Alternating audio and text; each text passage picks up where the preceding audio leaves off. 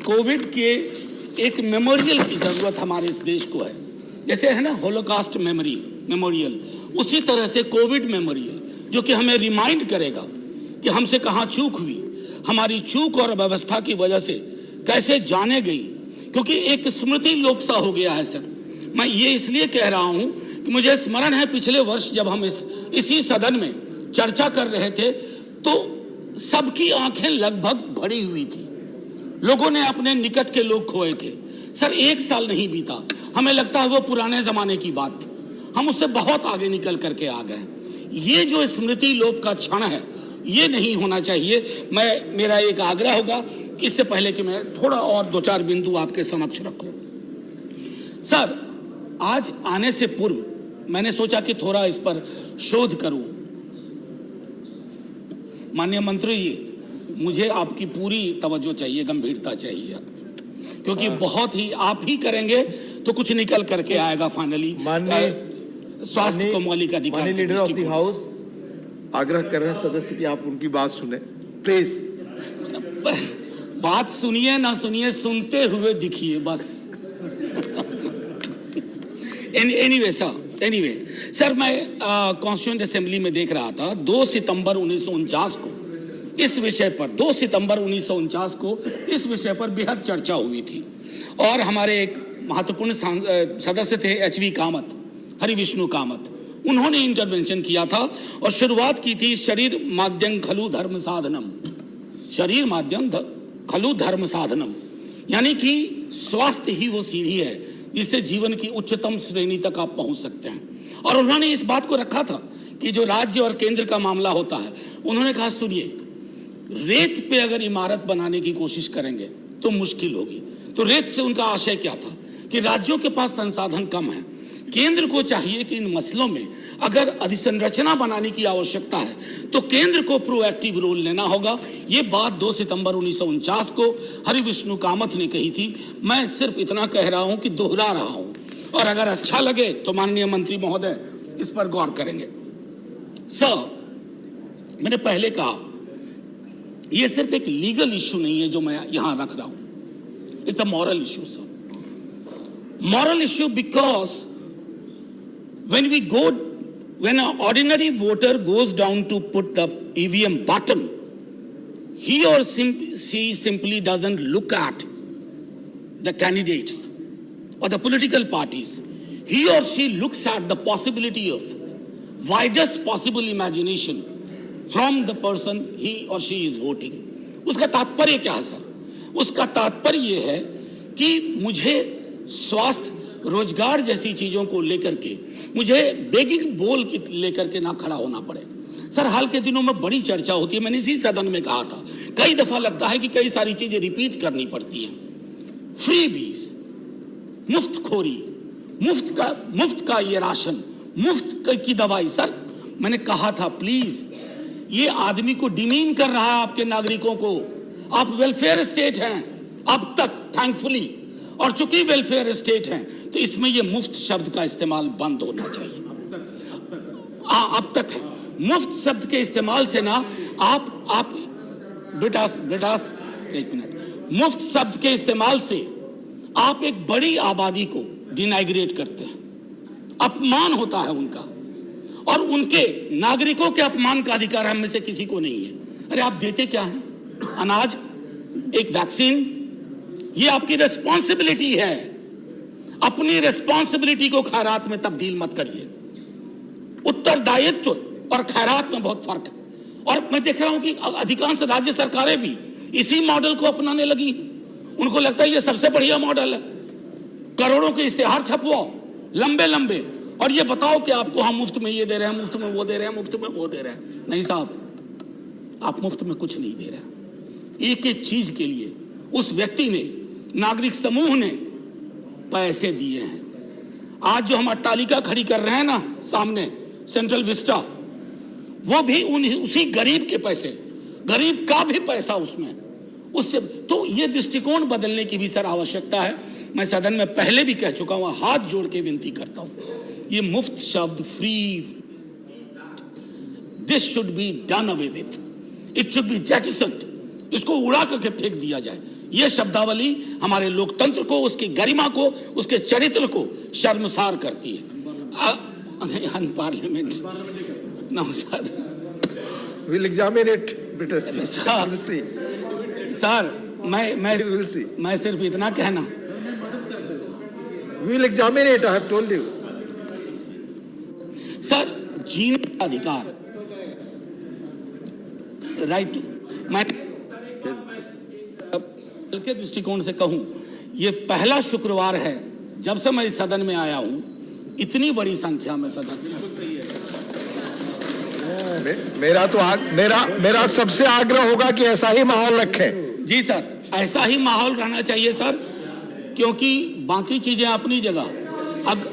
अगर लोकतंत्र को जिंदा रखना है ना, तो इतनी संवेदना सबके अंदर होनी चाहिए, अन्यथा लोकतंत्र के नाम पे इमारत बचेगी या संग्रहालय में चला जाएगा लोकतंत्र। एनीवे सर, मैं दूसरी चीज कह रहा था कि जीने का अधिकार की जब हम बात करते हैं, right to life, and which is a fundamental right, how do we address that right to life issue unless we have the corresponding rights available? And what are those corresponding rights? Right to health.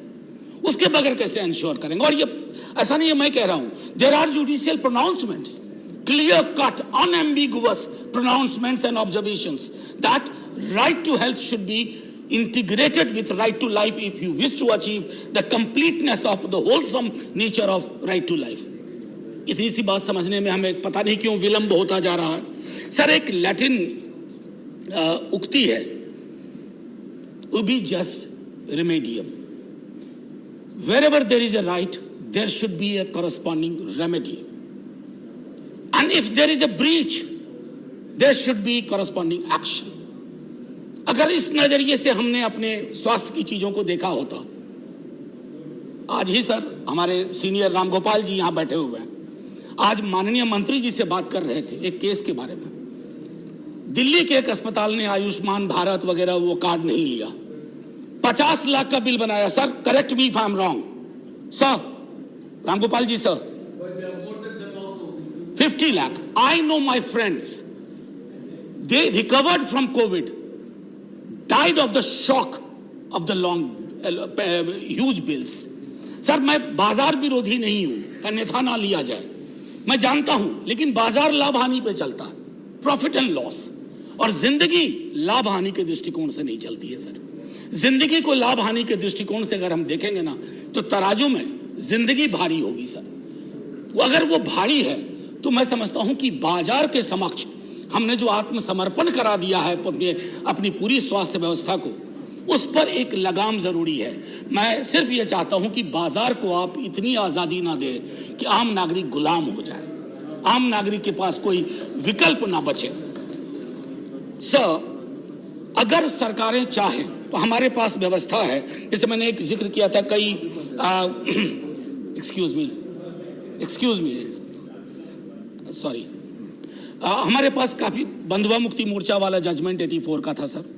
उसके बाद अगर आप देखें तो article 39, article 47, और इन सब को छोड़िए, उसके अलावा पंचायती राज 11 शेड्यूल में भी देखते हैं तो 243G में इसकी पर्याप्त व्यवस्था है। तो सरकारों को अगर ये पॉलिटिकल विल होगा, पॉलिटिकल इमेजिनेशन होगा, तो कोई चिंता का विषय नहीं है, आप आसानी से इसे हासिल कर सकते हैं। सर, जब मैं राइट टू हेल्थ की बात करता हूं तो ये क्या इनकॉर्पोरेट करता है? सबसे पहले अवेलेबिलिटी, अफोर्डेबिलिटी, ये दोनों बेहद आवश्यक चीज है। Availability, affordability, accessibility. आप अपने हेल्थ के पूरे स्ट्रक्चर को देख लीजिए, अवेलेबिलिटी में दिक्कत है, एक्सेसिबिलिटी में दिक्कत है, अफोर्डेबिलिटी की मैं बात ही नहीं करूंगा, क्योंकि वो सब हम सब उसके भुक्तभोगी हैं। आप और हम सांसद हैं, भगवान न करे अगर आप बीमार पड़ गए अभी और हमें जाना पड़े तो। एक मिनट झाजी, माननीय सदस्यगण, जैसा आपको पता है माननीय चेयरमैन साहब ने सूचित किया है पूरे सदन को कि वाइस चेयरमैन का नया पैनल बन चुका है। सुश्री इंदु बाला गोस्वामी जी नए पैनल में हैं। आज पहली बार आसन पर वह बैठ रही हैं। हाउस की तरफ से संचालन की और मेरी ओर से उनको बहुत शुभकामनाएं।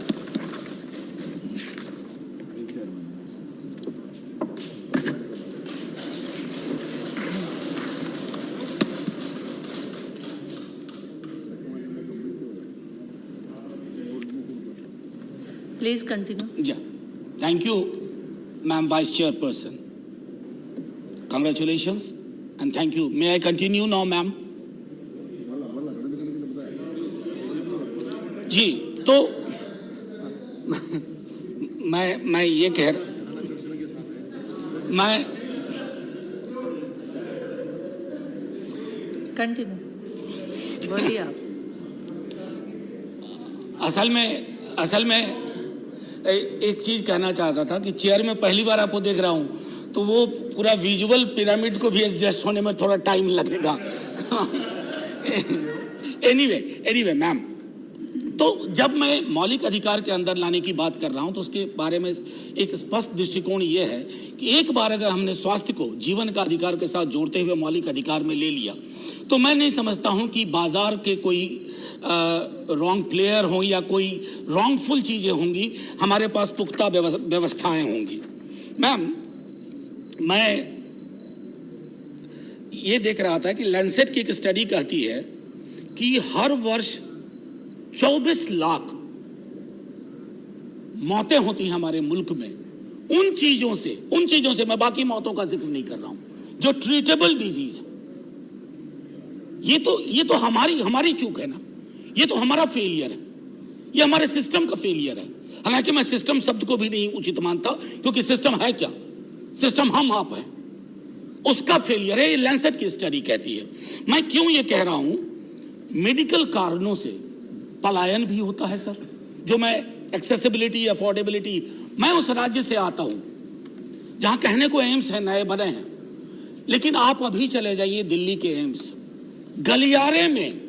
गलियारे में बेड के इंतजार में हजारों लोग बिहार के आपको मिलेंगे. अंदर नहीं एंट्री हो पा रही है. ये क्यों हो रहा है?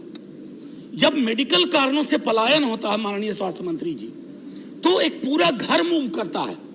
वो दिल्ली में आकर ठिकाना लेता है, किराए का मकान लेता है, रसोई का इंतजाम करता है. ठीक हो या ना हो, उसकी जिंदगी खत्म हो जाती है. वो गरीबी में चला जाता है. 230 मिलियन लोग on an average first Covid wave के बाद, अजीम प्रेमजी फाउंडेशन की स्टडी है, वो गरीबी में चले गए. गुर्बत उन पे हावी हो गई.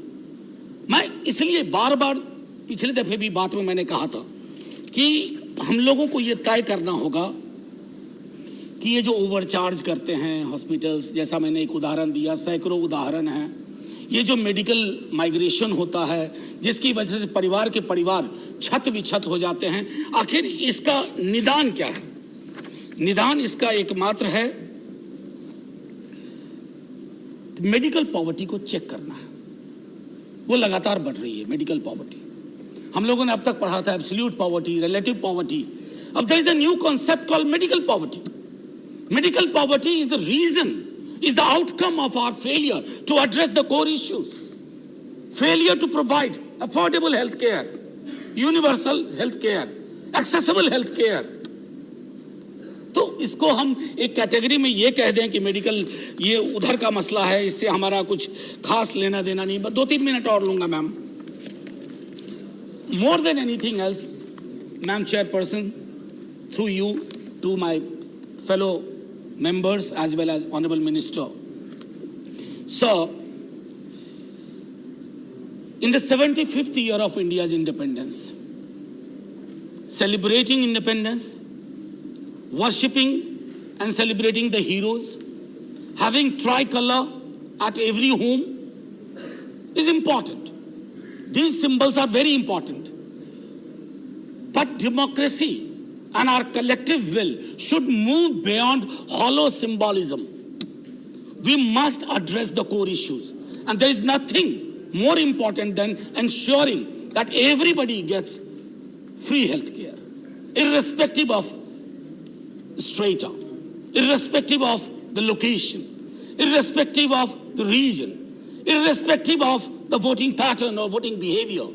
And I would reiterate, never call it free. Never call it, we have done it to you and you did not deserve. Now, ma'am, just a couple of things before I conclude. This house must also urge the government, I mean the House, not individual parties or members, that the GDP we spend on health should be toned up. It should go high. Because more often than not, we have seen that governments, before coming to power, they make a commitment that we'll spend this much of amount of GDP, this proportion of GDP on health. And every time, education and health are the biggest casualty. अरे साहब, स्वास्थ्य और शिक्षा से बेहतर आपके पास कोई न उपकरण है, न चुनौती है, न प्राथमिकता है। अगर ये हम आप सबके बीच में स्वीकार्य है, तो हमारी जीडीपी का एक बड़ा हिस्सा वहां खर्च होना चाहिए। मैं एक बार पुनः एक बात कहूंगा, लेजिस्लेटिव कॉम्पिटेंस पे आने से पहले, ये जो इंश्योरेंस मॉडल है, इस पर भी माननीय मंत्री महोदय पुनर्विचार होना चाहिए। This insurance model of health care is actually heavily tilted in favour of the insurance companies.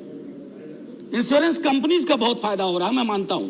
अगर हमारी चिंता इंश्योरेंस कंपनीज को पुष्पित पल्लवित करने में है, तो जाहिर तौर पर आप करिए जो आप कर रहे हैं। लेकिन अगर आपकी चिंता 140 करोड़ हिंदुस्तानी नागरिकों में है, तो आप इंश्योरेंस मॉडल को रिविजिट करिए।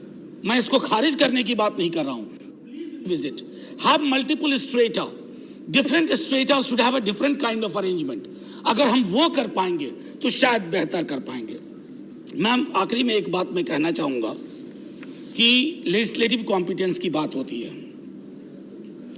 अब आप देखिए, स्टेट सब्जेक्ट है, मैंने जीडीपी की बात पहले ही की, स्टेट सब्जेक्ट है, लेकिन हेल्थ को लेकर सेंट्रल गवर्नमेंट की स्कीम्स देखिए, राज्यों की देखिए।